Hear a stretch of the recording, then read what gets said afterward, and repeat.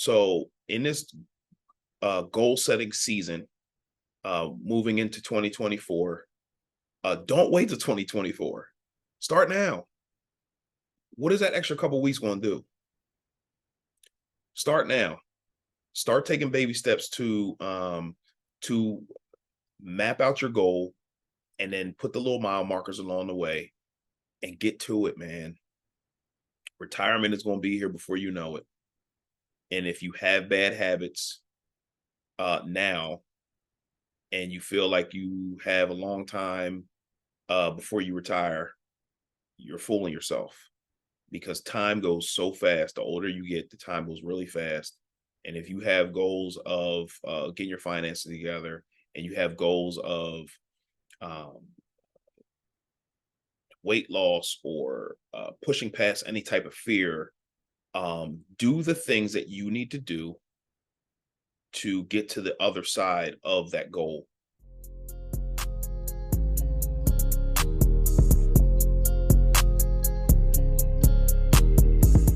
Hey, family, this is Che Willis coming back with another episode of Wealth is a Journey podcast. Guys, this is episode 39, 39 weeks of consistency, 39 weeks of just getting better and better and better every week. As always, before we get started, I always like to thank everybody who's liked, who subscribed, who shared, who have commented on this podcast, good or bad. Any feedback is always welcomed. If you are new to this podcast, Wealth is a Journey, we talk about faith, we talk about family, we talk about finances, we talk about building wealth, entrepreneurship, mindset, anything that's going to help you be that well-rounded multimillionaire, if that's what you desire to be. That's the journey that we're on. And if you are on this journey, come on, like, subscribe, share, so you can be on this journey with us. So today we're going to be talking about goals. We're going to be talking about setting goals, what goes into goals, and what goes into accomplishing goals. And I had a great conversation with my guy, Jemai. We were at a game night the other day. And he asked me, like, yo, okay, well, what you got going on? I'm like, hey, well, I'm filming a podcast. He's like, all right, well, what's it going to be about? I said, it's going to be about goals. And he said, well, are goals overrated? And I got to thinking to myself, it depends. To me, they're not. But I think to the person who's always setting goals and not accomplishing their goals, then they can be overrated. And I think in any type of goal setting, or if you're planning on embarking on any type of journey, you got the big goal. And when you map out the big goal, you have to mark off smaller goals that are going to lead up to the big goal. Because I think what happens is, and this is fitting because we're going into the new year, everybody has goals. A lot of times they had goals from the year before and they never accomplished their goals because maybe their goals were a little bit too big, or maybe they weren't too big. Maybe they just didn't set little mile markers along the way on their way to the bigger goal. So if you are new to this podcast, we just paid off our mortgage, which was a huge goal for us as a family. But what we did was we had the big goal. We had a thermometer in our laundry room at the time. Now it's on our refrigerator as a reminder that we accomplished a big goal. But the point is that we made a thermometer. The goal was hundreds of thousands of dollars in this mortgage to pay it off. And on the thermometer, it had little tick marks. So every time we accomplished a goal, a few $1,000s, we had a tick mark, another few $1,000s, tick mark, another few $1,000s, so forth and so on. So that's how we were able to stay motivated. But if you just have this big goal and you don't have the little mile markers along the way, the mountain is going to look so huge for you to overcome this goal. So if you are maybe having an issue, or you had issues in the past with knocking down goals, or setting goals, what I would encourage you to do is to set the little mile markers along the way, because they're going to be huge. And going back to what I talked about, what I talk about all the time is budgeting, and paying off debt. The reason that we pay off debt, or we paid off debt, was because we felt the more money we get to keep, the more money that money can make more money, if that makes sense. So in the program that we did, which is the Total Money Makeover, Dave Ramsey's program, it had a snowball. It's called the debt snowball. So if anybody who doesn't know what the debt snowball is, it's you pay off your debts smallest to largest.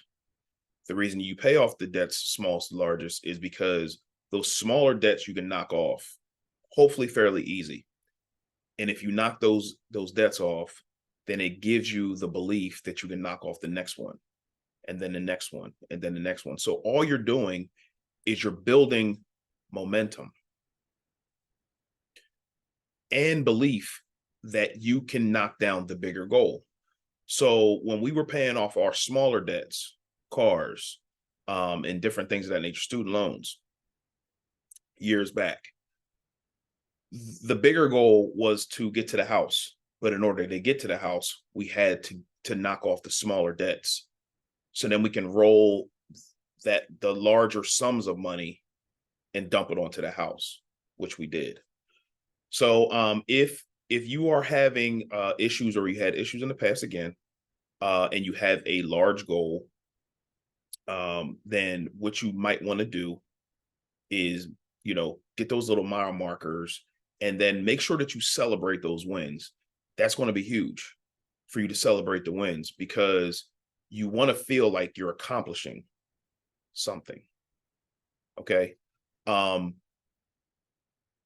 mentioned before on this podcast that I battled with weight for many, many, many years. For 10 plus, probably 20 years or so, I've been battling with weight. And what I did was I ended up, I found out what I did know.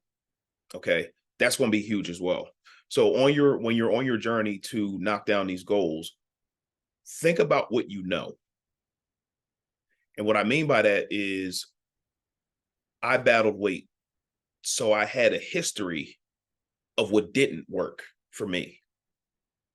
What I knew is that, and my father-in-law told me this all the time, you can't outwork a bad diet. Meaning, if you eat whatever you want and then you work out, they're basically canceling each other out, right? So that's what I knew. So when I started doing another diet regimen that worked well for me, I started seeing results. So what happened is I never really had a goal weight. I just wanted to look a little bit more slim. So I was 260 plus pounds, and I just wanted to lose weight. So when I started the diet plan, which was the keto diet, I started seeing results within, I think, the first week and a half, 2 weeks. And I'm like, all right, cool, this is good. Let me see if I can lose more weight. Mile marker number one for me was that I lost some weight. It wasn't a lot, but it was noticeable. So then I started losing more weight. And then I said to myself, okay, let me see if I can lose a few more pounds. And then I got down to 215. Okay, let me see if I can get down to 210. I got down to 210. And then I got down to 200. And then I was under 200. So I'm like, okay, I'm cool here. Let me just see if I can maintain this. But what do I know? From the past, I know that I ate bad. What got me here to under 200 pounds? Eating better. So what do I know? I know I can't continue to eat bad and expect the good results. So if you're on any type of weight loss journey and your diet plan or workout regimen has not been working for you, what do you know? Only you can answer that. But what do you know? Um, Financial goals, same thing. I just talked about it. Doing the debt snowball. What do you know? You may know that your um, your way of handling money in the past wasn't working for you. That's what you know. What do you know? You need to handle finances better, or maybe you need to curb your spending a little bit at a time until you get better at it, till you can say no. Are you the person who around holiday time or birthdays likes to give the big extravagant gifts? And then when you get your credit card statement at the end of the month, you're like, oh my God, how did I spend all this money? What do you know? What you know is that maybe if you're on your financial goals or you're on your financial journey, why are you on your financial journey? Where do you want to go? What do you want to accomplish? Is it that you want to retire comfortably? And if that's the case, think about what you know.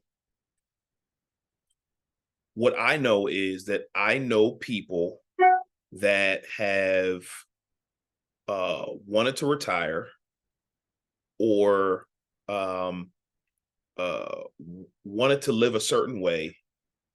And because they allowed their feelings to get in the way of their end goal, then they couldn't retire comfortably or they had to continue to work.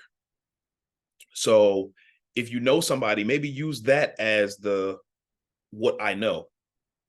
I know what they did, so I maybe want to do the opposite.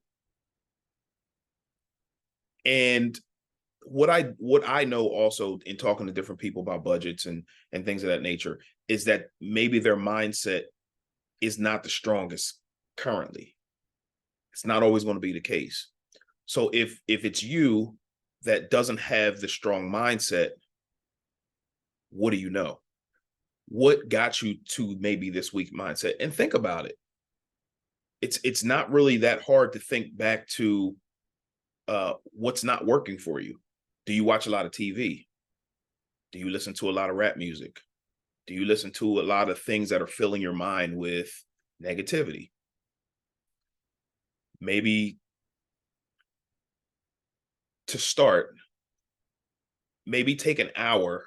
So if you listen to the radio for 3 hours a day, maybe take one of those hours, add it to three, and maybe listen to a podcast, which are filling your mind with good things, or a sermon, or um, just anything that's going to fill your mind. An audiobook.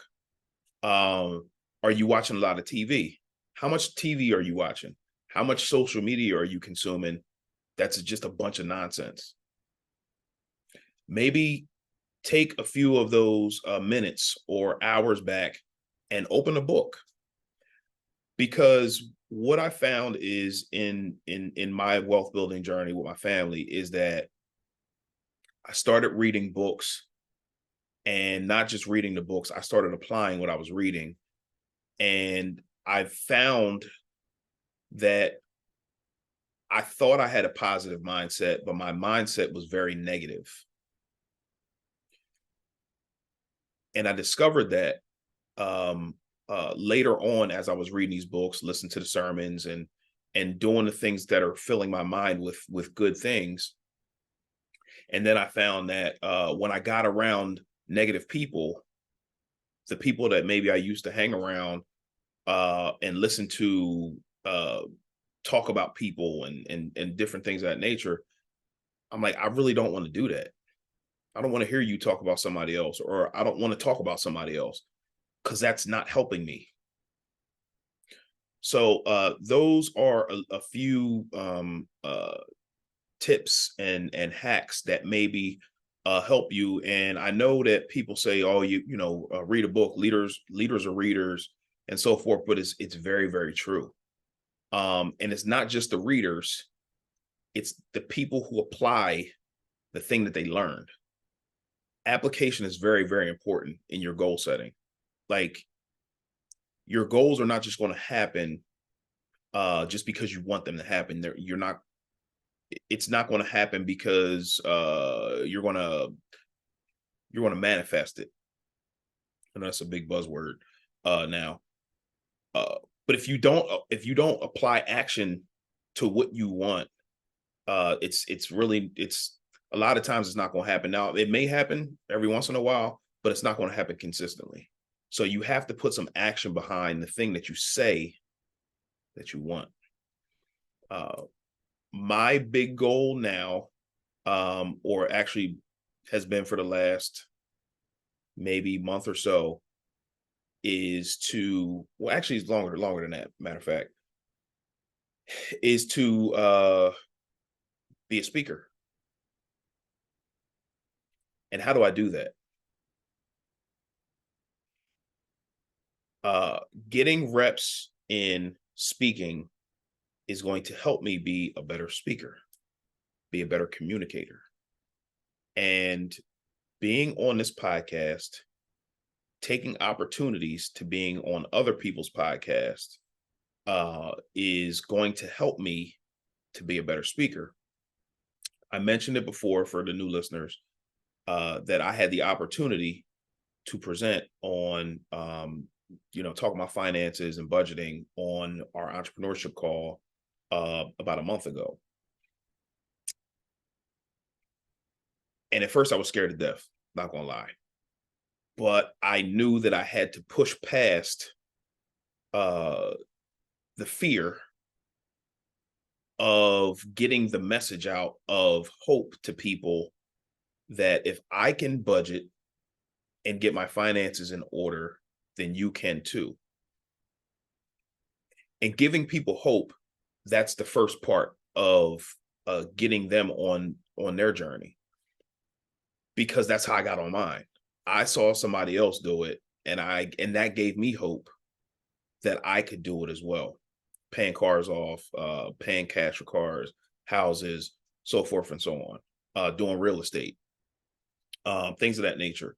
So I know that I have to push past the fear of speaking. How do I do that? Getting reps in. So I knew, and everybody else as well who's listening to this podcast, if fear is holding you back, it's not real. It's you. I did the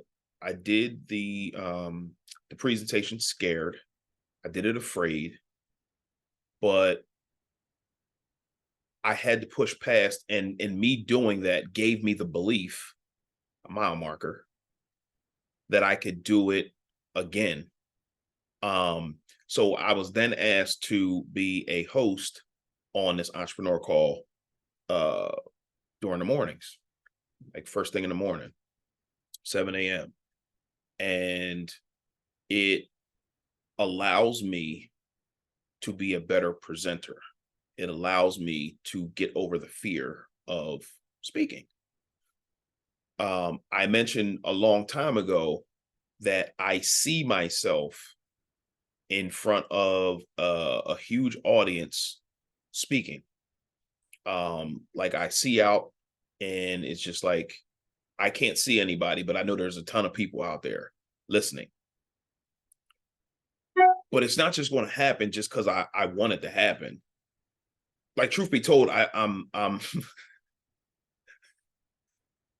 the fear of seeing this in my mind is giving me a little anxiety, just a little bit. But I know in order for me to, when this opportunity comes, to knock it out of the park, I have to get reps in. Where am I getting these reps in? Here on the podcast, speaking, other people's podcasts, speaking, hosting the entrepreneurship call, speaking, being asked to give my testimony, my wife and I, about how we paid our house off, speaking, how we handle our finances, in churches and different things of that nature, being asked to speak I have to obviously be selective on where I'm speaking, but when opportunities arise for me to speak more, I have to take advantage of it. So if you see yourself somewhere and you see yourself wanting to knock down goals and different things of that nature, you set your mile markers up. You first of all, you need to know where you want to go. That's first and foremost, setting a goal. And then on the way to the big goal, you set up little small goals along the way that coincide with the big goal. And celebrate the wins. Celebrate the wins. That's going to be vitally important. Also, you have to push past fear. There was a lot of fear in me starting this podcast 30 plus weeks ago. The first the first few episodes, super shaky, very, very shaky. I was nervous. I didn't know what I was doing. But I paid attention to the things that I did know. I knew that this is something that was happening. It's happening, right? And I knew in order for me to get better, I had to get reps in. So I had to push past the fear, and I had to push past the uncomfortable feeling of, judgment. What are people going to think? Are they going to get it? Sound, lighting, getting advice from different people that were pouring into me, letting me know, hey, this is how you can make this better. So finding things that you do know and maybe doing that, or things that you know that are not going to help you along the way on your journey, do the opposite. Like, it's pretty black and white to me. If you don't want to be a drug addict, don't do drugs. If you know what being poor or living in lack feels like, then try to do the opposite, but start small. But realize that you are the driver of your car. You can slow down, you can stop, you can pull off the road if you don't like where you're going. You have more control than you think, but you have to exercise the control. So in this goal setting season, moving into 2024, don't wait till 2024. Start now. What is that extra couple weeks going to do? Start now. Start taking baby steps to map out your goal, and then put the little mile markers along the way and get to it, man. Retirement is going to be here before you know it.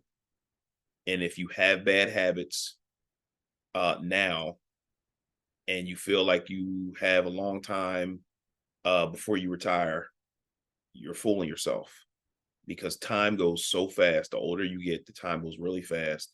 And if you have goals of getting your finances together, and you have goals of weight loss, or pushing past any type of fear, do the things that you need to do to get to the other side of that goal, but set up small goals along the way. That's what's going to help you, and celebrate it. So hopefully that helps somebody. Remember, you're the driver of your car. You have more power than you think.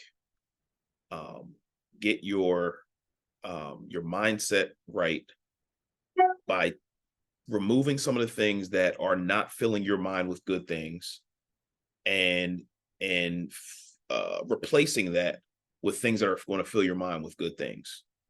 Because if you are a weak-minded person at the time, going along on this journey is going to be a little bit more difficult, because as soon as you come up against adversity, then you may fold. And think about what you've done in the past. What do you know? Have you been weak-minded in the past? And what got you there? You can think back to what got you there and do different things that's going to move the needle for you in your life to get you where you want to go.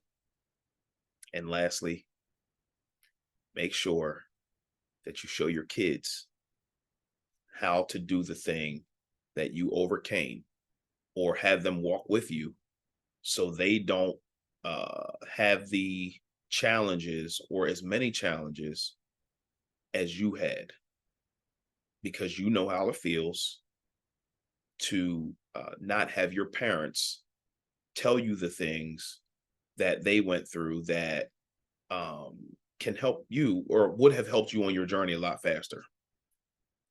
So, as always, hopefully this has helped somebody. I've been thinking about it for setting goals and so forth and so on, and how we were able to knock down our goals. So hopefully, again, this helps somebody. Thank you for tuning in. We'll see you next week. Wealth is a journey.